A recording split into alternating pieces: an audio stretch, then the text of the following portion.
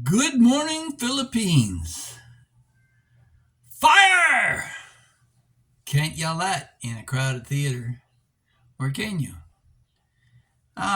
This one's addressed to bloggers generally and how they're behaving and whether creating panic is justifiable for prosecution. And also to the American public. I don't like dealing in American politics because you're all being lied to and you're blind to it.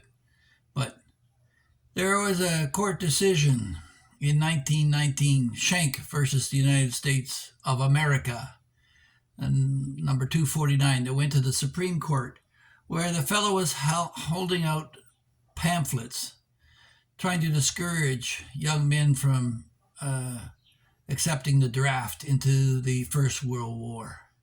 And it was since appealed and redone back in 1969, but under a separate charge. But the point being here is the context of when you yell. If there is actually a fire in the theater, of course you can get with it. If it's the crowd, definition of crowd, um, how many constitutes a crowd and what's the nature of the crowd. No, the focus on the legislation was adapted to reflect the intent to cause panic. And this is where the manipulations of the media and the alternate media being bloggers as well. We have to be responsible in what we report. You can't just go out and call some guy a name, slander him, or without context or proof. And I've tried to provide proof in every circumstance here. I mean, I absolutely have to justify my own actions. But again, we have to remind ourselves we're guests in the Philippines and we can't be pointing fingers just for the purpose of gaining clicks. And there's a lot of that going on, a lot of threats going on.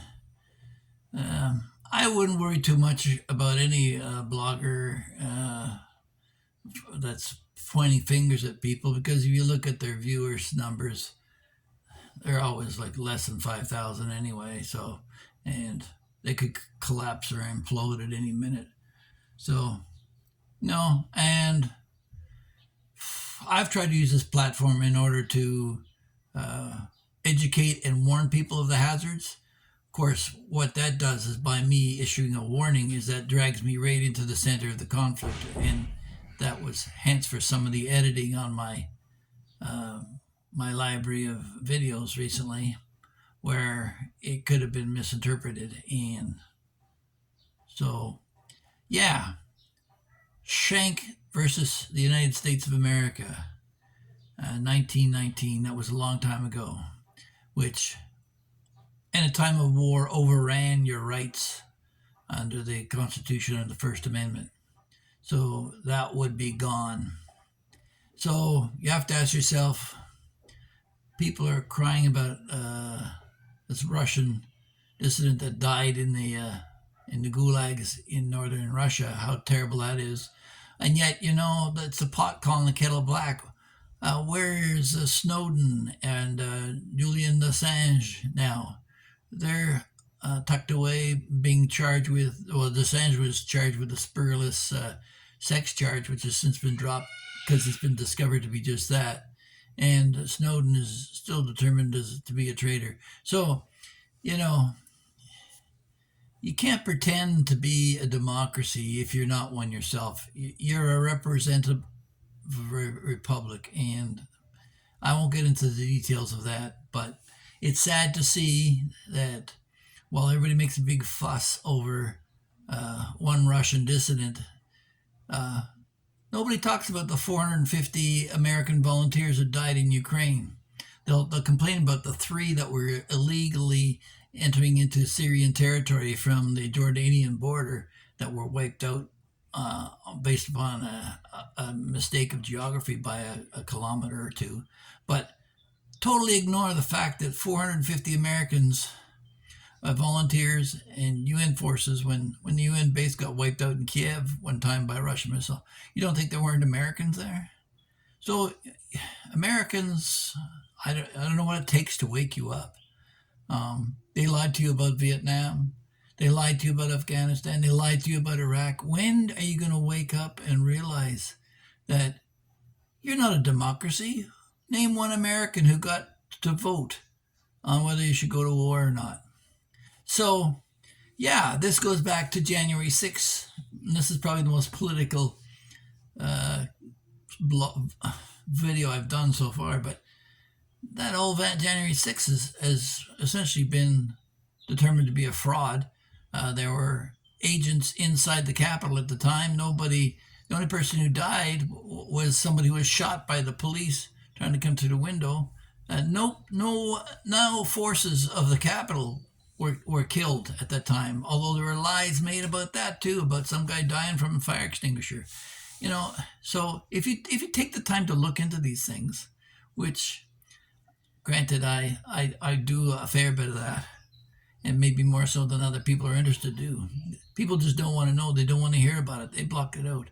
But eventually life catches up with you. If your child's being a juvenile delinquent in school, eventually it's going to come home and he's going to start throwing a knife at you. So you better wake up and realize that your whole nation is on the line right now. The difference between Ukraine and America is in Ukraine, you have to have a gun to cross the border. In America, you just walk across and get your gun on the other side. So, yeah, nobody seems to know what's going on. It's complete disorder. And everybody's scared about the guy with the yellow hair. Meanwhile, they ignore his policies. There are a lot of crappy people that ran your country in the past, but they had good policies, and that's why people followed them. I mean, Abraham Lincoln's wife had slaves. People forget that, but he brought in some good legislation. So anyway, yeah, fire in a crowded theater, Schenck versus the U.S. States of America.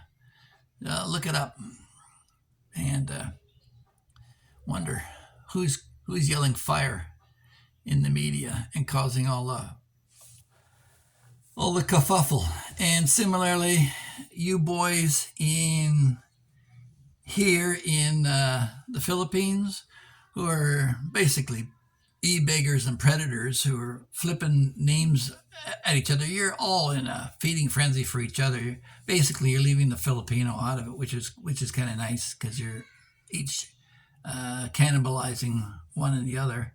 And yeah, I got sucked down that rabbit hole, and hopefully I'll stay out of it again. But gossip is a lazy man's discussion. It's what do they say? The intellectuals discuss ideas.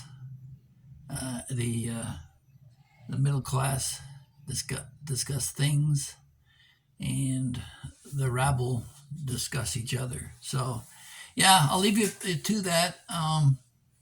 Speaking of intellectuals, there was a thing about the difference between a liberal and conservative. Conservatives are generally happier in nature, and when you're young, more people tend to be liberal, and I'd be concerned if they were conservative. But young people tend to be liberal, and then as their brain develops, they realize that the conservative values are more important, and they drift that way. Now, there are some, like Noam Chomsky, who's a linguist, whose part of his brain is broken, I guess. He's stuck in the leftist, and I mean, you're going to get that. But if you want to be happy, look into conservative values. Family, church, country, law and order, peace and prosperity. And yeah, it's time to wake up rather than be woke. So with that, I'll pack it in. Please feel free to leave your comments in the section below, and like, share, and subscribe so you can share some of these ideas. Frankly, I'm sure that I learn a lot more from you folks in your comments than you ever learned from me. And some of the people I discuss, some say my life's interesting. No, it's the people I met along the way. I'm nothing to compare to some of the characters that I met. And hopefully I can share some of those stories incognito with you on them. So we're hitting 10 minutes now, so I'll leave you with that, and you have yourselves a great day. Bye bye.